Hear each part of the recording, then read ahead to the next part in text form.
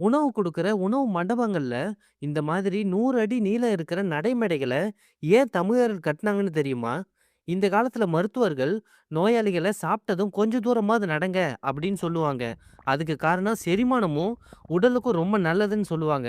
ஆனா தமிழர்களுடைய மருத்துவ நூல்கள்ல இத முன்னாடியே சொல்லிட்டாங்க. சாப்பிட்டு முடிச்ச 30 நிமிஷத்துக்குள்ள நடக்க ஆரம்பிச்சிரணும். அப்படி நடக்க ஆரம்பிச்சதும், வயித்துல இருக்கிற உணவு கொஞ்சம் கொஞ்சமா சிறுகுடலுக்கு சீக்கிரமா நகரும். இதனால செரிமானமும் சீக்கிரமா நடக்கும். சாப்பிட்ட உடனே 60லேருந்து 90 நிமிஷங்கள் சர்க்கரையோட அளவு ரொம்ப அதிகமா இருக்கும். ஆனா நடக்கும்போது, தசைகள் அசையறதுக்கு தேவையான குளுக்கோஸ் பயன்படுத்தப்படுறதுனால, சர்க்கரையோட அளவு சமன் செய்யப்படும். சாப்பிட்டது நடக்கும்போது உடலோட எடையும் குறையும். இதனால இதயத்துக்கும் ரொம்ப நல்லது.